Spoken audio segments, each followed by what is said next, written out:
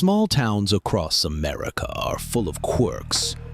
Antique stores, diners that haven't changed their menu in 50 years, mom and pop shops that seem frozen in time. Usually those places are charming, harmless, reminders of another era. And while most of these places sell trinkets and nostalgia, others carry with them a weight you can't quite explain. Tonight, we're doing something a little different. Not folklore, not history, but a first-hand account.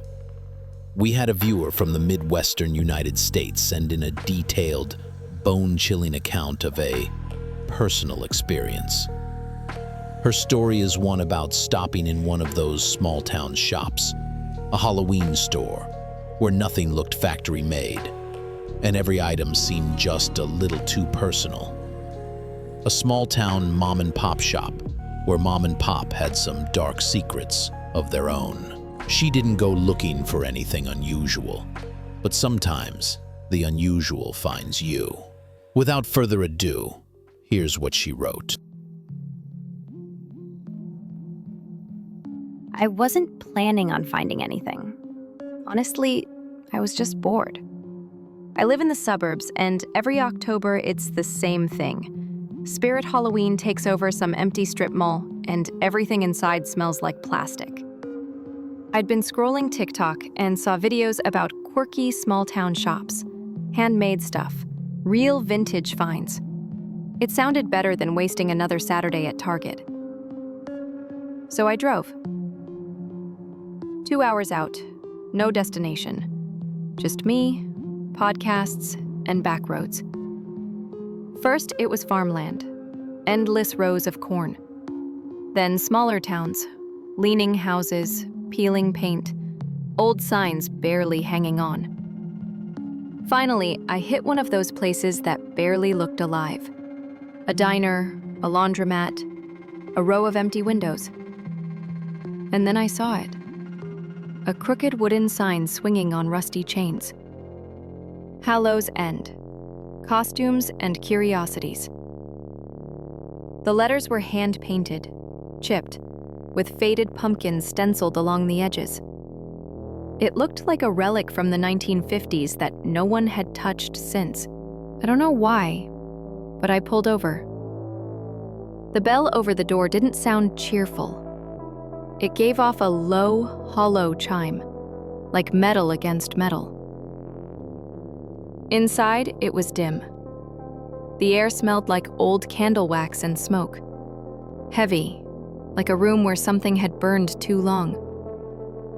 The shelves weren't stocked with factory-made costumes. Everything looked handmade, uneven, imperfect. Cloaks stitched from heavy wool with crooked seams. Papier-mâché masks with paint faded and flaking, their features warped. Dolls with button eyes, each one a little different, each one smiling just wrong. It didn't feel like a store. It felt like walking into someone's personal collection, something private. My stomach sank the longer I looked around. And it wasn't the kind of cozy, offbeat vibe I'd seen in those TikToks of quirky small-town shops. This wasn't charming or nostalgic. It felt liminal, like I'd stepped sideways out of my own world. The air pressed too close. The shadows seemed heavier than they should have been, and I kept losing track of where I was standing. My senses felt bent, like the longer I stayed, the more the place was bending me, too. Behind the counter stood a couple, older, late 50s maybe. They weren't slouching, weren't distracted, just smiling too much, watching me. The woman tilted her head and asked, "What are you planning to be this year?" The question felt pointed, like she expected a real answer. I laughed it off, said I was just looking. The man leaned forward, grin fixed in place. "Do you like to scare people?" he asked. "Or be scared?" His tone didn't change. He didn't blink. I mumbled something and turned back toward the shelves, trying to avoid their eyes. That's when I saw it, on a shelf by itself.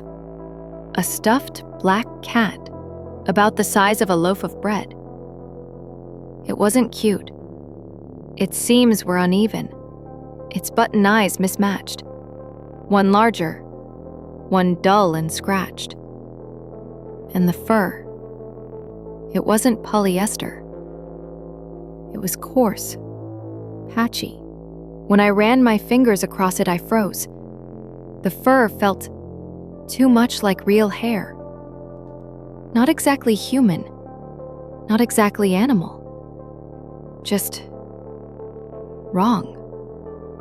I pulled my hand back, but the feeling lingered on my skin. Against my better judgment, I picked it up. It was heavier than it looked, solid, as though something filled it besides stuffing. At the counter, the woman took it gently, almost reverently.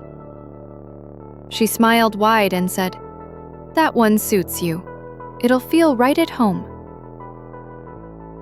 The way she said it made my skin crawl. Not like she was making small talk, but like she knew something about me. The tone was almost suggestive, intimate in a way that felt invasive, like the cat belonged to me before I even touched it. The man's grin never changed. I shoved cash onto the counter, didn't wait for change, and got out. The bell gave that hollow chime again as I left. Back home, I put the cat on my shelf. I told myself it was just a decoration, but it didn't feel like one. Whenever I walked past, I'd glance at it. Not because it moved, it never moved, but because I couldn't not look at it, like it was waiting for me to notice. A few days later, the dreams started. At first, I was just back in the store wandering the aisles. But each night, the aisles stretched longer, darker. The shelves taller, and the woman, not the man, just her, was always there, watching. Her smile stretched too wide.